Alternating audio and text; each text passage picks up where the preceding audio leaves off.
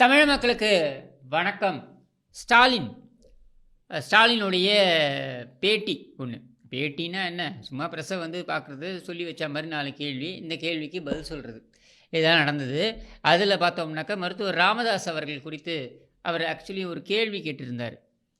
ஸ்டாலினை நோக்கி இந்த அதானி விவகாரத்தில் முதலமைச்சர் ஒரு விளக்கம் கொடுக்க வேண்டும் அப்படின்னு, இன்னும் ஒருபடி மேலே போய் விசாரணை நடத்த வேண்டும் அப்படின்னு சொல்லியிருந்தார்.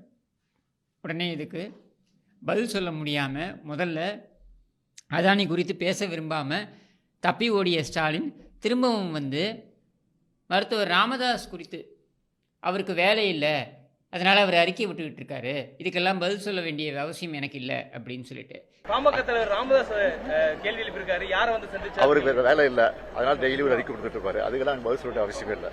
ஓகே, சரி, நீ என்ன கேட்டிட்ட? அவருக்கு வேலை இல்லை, சரி, உனக்கு முதலமைச்சர்னு வேலை இருக்கே, அதை ஒழுங்காக செஞ்சுருக்கியா அப்படின்றது தான் மக்களுடைய கேள்வி. இந்த 3.5 ஆண்டுகளில் நீ என்ன கேட்டிட்ட? இதற்கு ரொம்ப காட்டமாக பதில் சொல்லியிருக்காரு. யாருன்னாக்கா நம்ம அன்புமணி ராமதாஸ் அவர்கள் காட்டமான ஒரு பதிலை சொல்லியிருக்கிறார். ஸ்டாலின், நீங்கள் என்ன உங்களை சர்வாதிகாரி, அதாவது ரஷ்யாவில் இருந்த அதிபர் ஸ்டாலின் என்று நினைத்து கொண்டீர்களா அப்படின்னு சொல்லிட்டு. அன்புமணி அவர்களே, அது ஜோசப் ஸ்டாலின், இது ஜோக்கர் ஸ்டாலின், ரெண்டுத்துக்கும் நிறைய வித்தியாசம் இருக்குது. அப்போ இந்த ஜோக்கர் ஸ்டாலின் முதலமைச்சருக்கான பணியை செய்திருக்கிறாரா? நீ என்ன பெரிய பெரிய வேலை செஞ்சு கிழிச்சுவிட்ட? என்ன கேப்பையன்ட்டு அறுத்து அறுவடை பண்ணிட்ட? ஒன்றும் கிடையாது. இந்த 3.5 வருஷத்தில் நீ பண்ணதெல்லாம் என்ன? சைக்கிள் ஓட்டின ஈசிஆரில், ஊருக்கு போகிறேன்னு சொல்லிட்டு ஒவ்வொரு வெளிநாடாக போய் சுற்றிட்டு வந்த, சுற்றுப்பயணம் பண்ணிட்டு வந்த, உல்லாச பயணம் போயிட்டு வந்த, இதை கடந்து வேறு என்ன செஞ்சுருக்க நீ? கேள்வி யாருமே கேட்கக்கூடாது. அதாவது எதிர்க்கட்சி தலைவர், பிரதான எதிர்க்கட்சி தலைவராக இருக்கக்கூடிய எடப்பாடி பழனிசாமி அவர்கள் கேள்வி கேட்டால் அதற்கு உன்னால் பதில் சொல்ல முடியாது. அவரை இருட்டடிப்பு பண்ணுவேன், அதுக்கப்புறம் அவரை தரக்குறைவாக நீ விமர்சிப்ப, உன் உதவாக்கிற பையனும் விமர்சிப்பான். அடுத்து எதிர்க்கட்சி வரிசையில் இருக்கக்கூடிய பாட்டாளி மக்கள் கட்சியுடைய நிறுவன தலைவர் திரு ராமதாஸ் அவர்கள், அவர் நியாயமான ஒரு கேள்வியை கேட்குறாரு. ஏன்பா, அமெரிக்காவில் உன் கதை சந்தி சிரிக்குது, உன்னை பற்றி கேட்குறாங்க, இந்த மாதிரி மின்சார துறையில் நீ வச்சிருக்கின்ற அமைச்சர், அவர் ஏற்கனவே சிறைக்கு போயிட்டு வந்தவர், பிணையில் வந்திருக்கார் இப்போ வெளியில், அவர் பற்றி பேசுகிறாங்க, மின்சாரத்துறையில் நிறைய பணம் கைவிட்டு வாங்கியிருக்கீங்க அப்படின்னு ஒரு செய்தி வருது. இது அமெரிக்க உளவு நிறுவனமாக இருக்கட்டும் அல்லது அமெரிக்க விசாரணை நிறுவனங்களாக இருக்கட்டும், இவங்கெல்லாம் தகவல் தெரிவித்ததாக இப்பொழுது செய்தி வந்திருக்கிறது. இது குறித்து ஒரு முறையான விசாரணை நடத்த வேண்டும் என்பது நியாயமான ஒரு கோரிக்கை, நியாயமான ஒரு அறிக்கை. ஒரு எதிர்க்கட்சி தலைவர் அதை தானே செய்யணும். நீ எதிர்க்கட்சியில் இருந்தபோது என்ன கிழிச்சிட்டு இருந்த? மரீனா கடற்கரையில் ஒரு பெருச்சாளி செத்து கிடந்தாலும் ஆக எடப்பாடி பழனிசாமி பதவி விலக வேண்டும் அப்படின்னு தானே நீ அறிக்கை விட்டுக்கிட்டு இருந்த. உன்னுடைய வெட்டி அறிக்கைக்கெல்லாம் அப்போ பதில் சொல்லாமல் இருந்தோமா? எல்லாத்துக்கும் பதில் சொன்னோம்ல, எல்லாத்துக்கும் விளக்கம் கொடுத்தோம்ல. அப்போது இன்றைக்கி நீ முதலமைச்சர் என்கிற பொழுது எதிர்க்கட்சி வரிசையில் உன்னை நோக்கி நியாயமான விமர்சனங்கள் வைக்கப்படும் பொழுது இதற்கு பதில் சொல்லவா கூடாதா?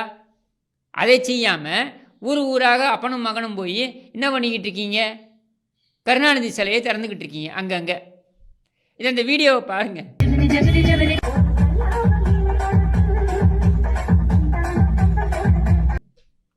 இது பார்த்தா தான் உங்களுக்கு தெரியும். இந்த வீடியோவை பார்த்தா தான் உங்களுக்கு இவங்க அப்பனும் மகனும் என்ன வேலை செஞ்சுக்கிட்டு இருக்காங்க, இதுக்காகத்தான் நீங்கள் ஓட்டு போட்டு இவனுங்களை கோட்டைக்கு அனுப்பினீங்களான்றதை நீங்கள் தெரிஞ்சுக்கோங்க. இந்த வீடியோவில் பார்த்தீங்கல்ல, கருணாநிதி சிலை இந்த பக்கம் திறக்கிறாங்க, அந்த பக்கம் ஜெமினி பாட்டு, ஓ போடுன்னு பாட்டு. இது கருணாநிதி பார்த்து கண்டு கழிப்பதற்கு.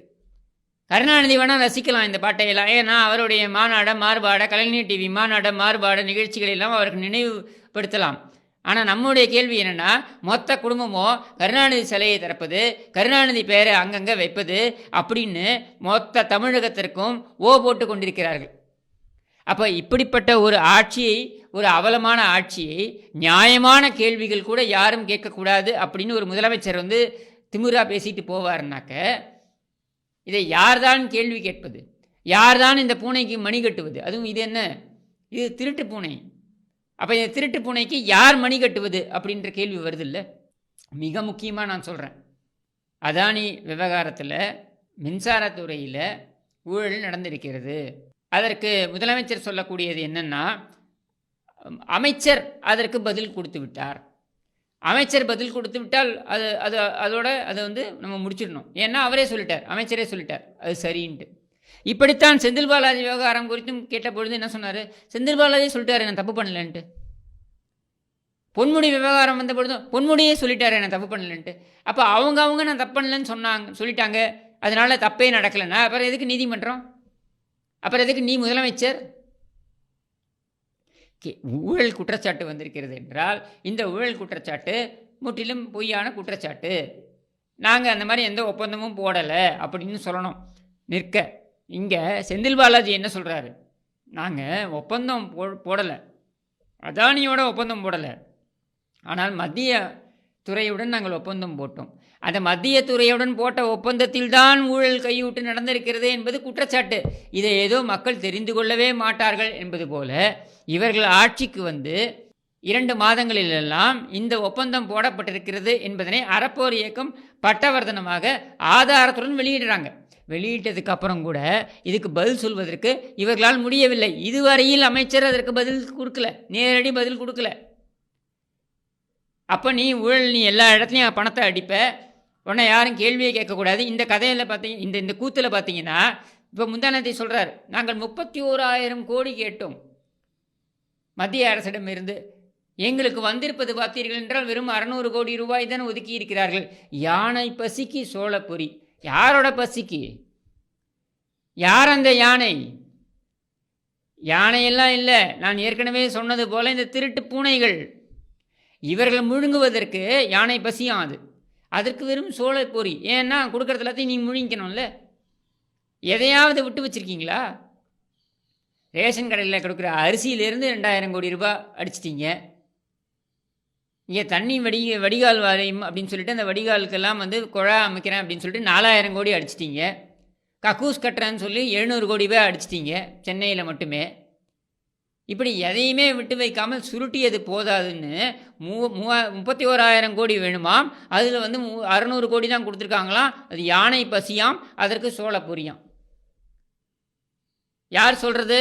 இந்த சோளக்குள பொம்மை, இங்கே முதலமைச்சர் என்ற பெயரில் இருக்கின்ற இந்த சோளக்குள பொம்மை இதை சொல்கிறார். அப்போ இந்த குடும்பம் மட்டுமே வளப்படுத்துவதற்காக இங்கே ஆட்சி நடக்க வேண்டும், இதை எதிர்த்து யாருமே கேள்வி கேட்கக்கூடாதா? சரி, கேள்வி கேட்ட மருத்துவர் ராமதாஸ்கிட்ட வெக்கமே இல்லாமல் உன் குடும்பமே போய் நின்றுச்சு, ஞாபகம் இருக்கா இல்லையா? 2018 கருணாநிதி செத்து போன பொழுது உன் குடும்பமே போய் அங்கே தானே நின்றுச்சு. எதுக்காக நின்றுச்சு? கருணாநிதியை புதைக்கணுன்ட்டு. அந்த 16 வயதில் படத்தில் வரும் தெரியுமா, சந்தைக்கு போனோம் ஆத்தா வையும் காசு கொடு அப்படின்னு. அந்த மாதிரி நீங்கள் போய் நின்னீங்களே, வீடு வீடா எடப்பாடி வீட்டில் போய் நின்னீங்க, அதுக்கப்புறம் ராமதாஸ் வீட்டில் போய் நின்னீங்க. என்னென்னு நின்னீங்க? குடும்பமாக போய் நின்னீங்களே, என்ன நின்னீங்க? அப்பன் செத்து போட்டான், புதைக்கணும், குழிக்கு தோண்டணும், அதுக்கு அனுமதி வாங்கணும், அதுக்கு வழக்கை வாபஸ் வாங்கு அப்படின்னு நீ தானே நின்ன. ஏன் நின்ன? அன்றைக்கி ராமதாஸ் அவர்கள் அந்த வழக்கை வாபஸ் வாங்காமல் இருந்தால் உன் தந்தையை கிண்டியில் புதைத்திருப்பார்கள். எந்த காமராஜருக்கு நீ வந்து குழிக்கு இடம் கொடுக்க மாட்டேன் என்று சொன்னாயோ, எந்த காமராஜரை நல்லடக்கம் செய்வதற்கு இந்த கருணாநிதி அனுமதி மறுத்தாரோ, அதே கிண்டியில் கருணாநிதியும் புதைக்கப்பட்டிருப்பார். அப்போ உனக்கு உங்கள் அப்பனை புதைக்கிறதுக்கு இடம் கொடுத்ததே பாமகவின் தயவினால்தான். அது மட்டும் இல்லை, நீ 2006 2011 உங்கள் அப்பன் கடைசியாக முதலமைச்சராக இருந்தது பாமகவின் தயவினால்தான். மைனாரிட்டி அரசாங்கம், அந்த மைனாரிட்டி அரசாங்கத்திற்கு வெளியில் இருந்து நிபந்தனையற்ற ஆதரவு கொடுத்தது பாமக.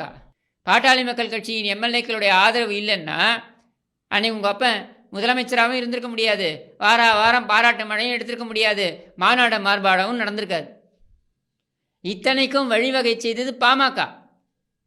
மருத்துவர் ராமதாஸுடைய அரசியலில் விமர்சனங்கள் இருக்கலாம், உனக்கு இருக்கலாம், எனக்கு இருக்கலாம், யாருக்கு வேணாலும் இருக்கலாம். ஆனால் கேள்வி என்னென்னா, மருத்துவர் ராமதாஸ் அவர்களுடைய அரசியல் பயணத்தை நாம் எள்ளி நகையாட முடியாது. அது எப்படிப்பட்ட பயணம்? சமூக நீதிக்காக அந்த மனிதன் உழைத்தது போல வேறு யாரும் உழைத்ததாக நான் பார்த்ததில்லை. அந்த அளவிற்கு கிராமம் கிராமமாக சென்று ஒரு திண்ணை திண்ணையாக அமர்ந்து விழிப்புணர்வை ஏற்படுத்திய அந்த மனிதன் அந்த ராமதாஸ். அரசியல் மாச்சரியங்கள் நம்ம எல்லாருக்குமே இருக்கலாம், நம்ம எல்லாருமே உழைக்கிறோம். ஒரு அரசியல் கட்சி தலைவர் தன்னுடைய சமூகத்தின் மேம்பாட்டிற்காக, முதல்ல அவருடைய சமூகத்தின் மேம்பாட்டிற்காக அவர் எவ்வளவு உழைத்திருக்கிறார் அப்படின்றத நான் கண்கூடாக பார்த்திருக்கிறேன். ஒன்று. ரெண்டாவது, நான் நிறைய படித்திருக்கிறேன். உனக்கெல்லாம் அந்த அறிவும் கிடையாது, ஒரு மண்ணாங்கட்டியும் கிடையாது. நீ என்ன உங்கள் அப்பனோட நிழல்ல இருந்து நீ வந்த நில காரணத்தினால உனக்கு அதெல்லாம் தெரிஞ்சிருக்க வாய்ப்பே கிடையாது. உன் கட்சியை பொறுத்த வரைக்கும் அது ஒரு கொத்தடைமைகள் கூடாரம். அதனால் நீ அசால்ட்டாக வந்து உட்காந்துட்டு எல்லாரையும் ஏளனம் பண்ணிக்கிட்டு இருக்க. ஆனால் சொந்த உழைப்பில் கட்சியை ஆரம்பித்து தன்னுடைய சமூகத்து மக்கள் மத்தியில் ஒரு விழிப்புணர்வை ஆரம்பித்து அந்த விழிப்புணர்வை ஏற்படுத்துவதற்காக கிராமமாக சென்று ஓடாய் தேய்ந்த மனிதர் அந்த மருத்துவர் ராமதாஸ். அவர் தன்னுடைய சமுதாயத்தோடு மட்டும் நிறுத்திக்கல, அனைத்து சமுதாயத்தினருக்கும் சேர்த்து கோரிக்கைகளை வைத்தார். அந்த கோரிக்கைகளின் அடிப்படையில் இடஒதுக்கீடு அப்படின்றதற்காக மிகப்பெரிய போராட்டங்களை மாநிலம் தழுவி நடத்தியவர் ராமதாஸ். அப்படிப்பட்டவரை நீ வந்து மதிக்கணும்லாம் நம்ம எதிர்பார்க்க முடியாது. உன் குடும்பத்திற்கு அந்த அறிவெல்லாம் கிடையாது. இன்ஃபேக்ட் இவர் நம்ம அன்புமணி ராமதாஸ் சொல்கிறார், உங்கள் அப்பாவிடமிருந்து கற்றுக்கொள்ளுங்கள்னு. இவங்க அப்பா தான் முதல் பிரச்சனையே. எல்லா எதிர்க்கட்சி தலைவர்களையும் சகட்டு மேனிக்கு தனிப்பட்ட விதத்தில் தாக்குகின்ற அந்த கலாச்சாரத்தை தமிழகத்தில் புகுத்தியவரே கருணாநிதி தான். அதனால் அவங்க அப்பன்ட்ட என்ன கற்றுக்கிறதுக்கு இருக்குது? ஆனால் நம்மளுடைய கேள்வி என்னென்னா, நீ ஒருத்தரை பற்றி பேசணும்னா அதுக்கான தகுதி உனக்கு இருக்கணும். உனக்கு இருக்கா? ஒவ்வொரு ஆண்டும் நிழல் பட்ஜெட் என்று அவர்கள் போடுகிறார்கள். ஒரு நிதிநிலை அறிக்கை, நிழல் நிதிநிலை அறிக்கை என்று பாமக போடுதே ஒவ்வொரு ஆண்டும். நீ அதை அக்ஷரமாவது எடுத்து படித்து பார்த்துருக்கியா? உனக்கு புரியுமா? முதல்ல பட்ஜெட்டுக்கு உனக்கு ஸ்பெல்லிங் தெரியுமா? BAJETன்னு எழுதுவே நீ. அவ்வளவுதான் உன் அறிவு. நீ ராமதாஸ் அவர்களை பார்த்து கேள்வி கேட்குறியா? அப்போ நம்முடைய இங்கே கேள்வி என்னன்னா, ஆகச்சிறந்த தற்கூரியான நீ பதில் சொல்ல முடியலன்னா, நான் கடந்த முறை சொன்னது தான் இப்போ திரும்பி சொல்கிறேன், பேச முடியலன்னா பொத்தின்னு போ. அதை விட்டு எதிர்க்கட்சி தலைவரை பார்த்து கரப்பாம்பூச்சின்னு சொல்லுது, இன்னொரு எதிர்க்கட்சி தலைவரை பார்த்து வேலை இல்லாமல் இருக்காருன்னு சொல்கிறது. சரி, நீ தான் வேலையில் இருக்க, என்ன களையை அப்படியே பிடுங்கி அறுத்து அறுவடை செஞ்சு கேப்பையை நட்டு அறுவடை செஞ்சு கிழிச்சுவிட்ட இந்த 3.5 வருஷத்தில்? இல்லை இன்னொரு 1.5 வருஷத்தை என்ன கிழிக்க போகிற? ஒரு புண்ணாக்கும் கிடையாது. அப்போ நீ எல்லாம் வந்து எதை பேசணும் எதை பேசக்கூடாது என்று தெரிந்து வைத்து கொண்டு வா. போன முறை இப்படி தானே பேசினேன். இதே ராமதாஸ் அவர்களை பார்த்து போன முறை இதை மாதிரி எகத்தளமாக பேசினதானே வாங்கி கட்டிக்கிட்டேன். மூலப்பத்திரம் எங்கடான்னு கேட்டதுக்கு பதில் இல்லை. உங்ககிட்ட கேட்டார்ல, முரசலியோட மூலப்பத்திரம் எங்கடான்னு கேட்டதுக்கு பதில் இல்லை. இன்னி வரைக்கும் உன்னால் பதில் சொல்ல முடியல. கேட்டால் அது நீதிமன்றத்தில் இருக்கிறது, நீதிமன்றத்தில் நாங்கள் ஆவணங்களை சமர்ப்பிப்போம். சரி, நீதிமன்றத்தில் இது வரைக்கும் ஆவணத்தை சமர்ப்பிச்சியா? ஒன்றும் சமர்ப்பிச்ச மாதிரி தெரியல. வழக்கு என்னாச்சு? அது போயிட்டே இருக்கும். அப்போ கடைசி வரைக்கும் மூலப்பத்திரம் கிடைக்காது, தேடினாலும் கிடைக்காது. அப்போ கடந்த முறை இந்த மாதிரி பேசி வாங்கி கட்டிக்கிட்ட, இந்த முறை அன்புமணி ராமதாஸ் பாவம் அவர் ஏதோ காட்டமாக பேசிட்டு போயிட்டார்.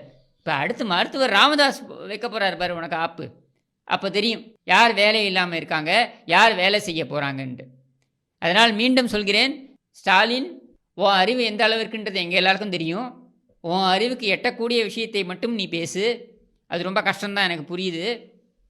அதோடு நீ நிறுத்திக்க. அதுக்கு மேலே எல்லாம் பேசுகிறதுக்கெலாம் உனக்கு தகுதியும் கிடையாது, தராதரமும் கிடையாது. நீ அப்படிப்பட்ட ஒரு பின்னணியிலிருந்து வரவும் இல்லை என்று கூறி விடைபெறுகிறேன். நன்றி, வணக்கம்.